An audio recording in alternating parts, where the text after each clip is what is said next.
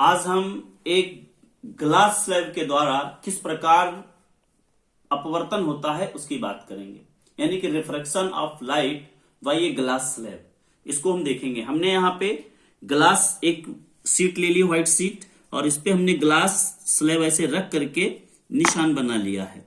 अब हम क्या करते हैं, एक इस पे पहले परपेंडिकुलर खींच लेते हैं, अभिलंब बीच में।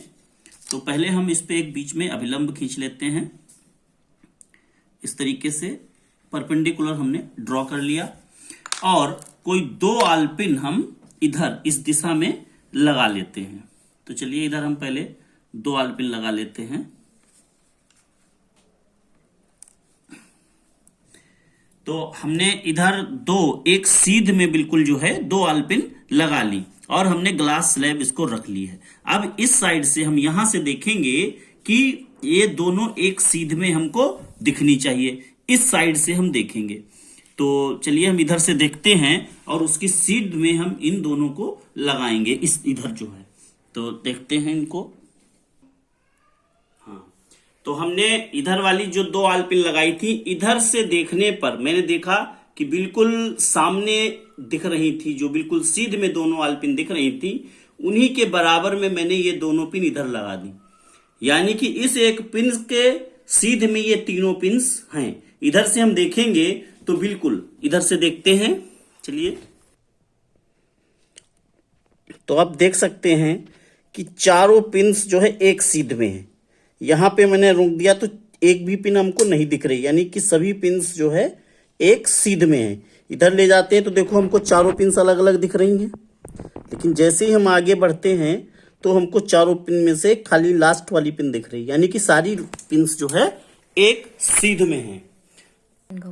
अब ग्लास स्लैब को यहां से हटा देते हैं, और इन लाइंस को हम खींच लेते हैं, पॉइंट्स को मिला देते हैं। तो देखिए, हम पहले जो हमारी आपतित किरण थी उसको हम मिला देंगे। तो हमने आपतित किरण को यहां मिला दिया। ये आपतित किरण हमने मिला दी। ये हमारी आपतित किरण यहां आ रही थी। यदि हम इसका अपवर्तन न हुआ होता तो ये किस दिशा में जाती, ये कुछ इस तरीके से आगे निकल के जाती। इसको यदि हम डॉट डॉट करके आगे बढ़ा दें तो ये इस तरीके से आगे बढ़ते हुए जाती, इस तरीके से ये सीधे जाती। लेकिन अब हमारी ये किरण निकल कहां से रही है, यहां से निकल रही। तो इसको भी हम मिला देते हैं, इन दोनों पिंस को, पॉइंट्स को भी हम मिला देते हैं।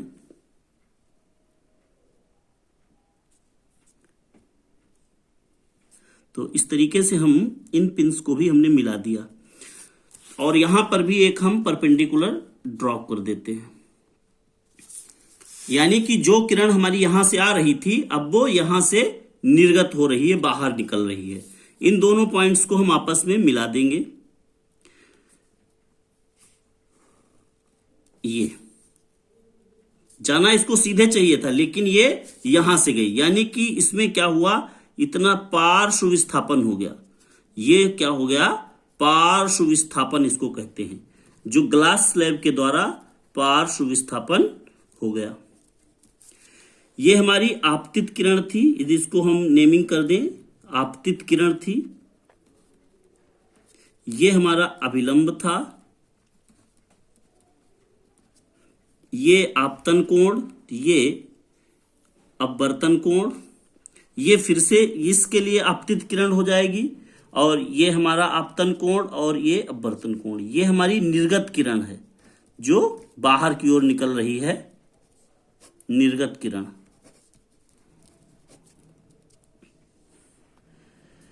और ये हमारी परावर्तित किरण है।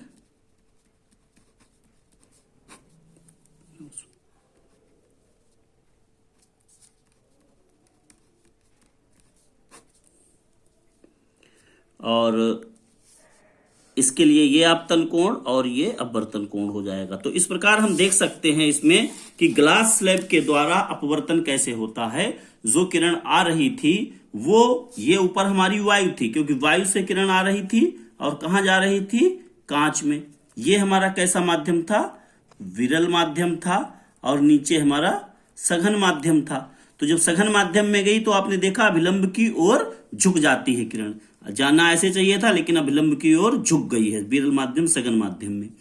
यहां हम देखेंगे तो यहां फिर से वो दूर हट जाती है, फिर से ये वायु से कांच, अब की कांच से वायु में जा रही है, कांच से वायु में जा रही है तो फिर से वो दूर हट जाती है। तो इस प्रकार ग्लास स्लैब के द्वारा हम किसी भी प्रकाश किरण का अपवर्तन समझ सकते हैं।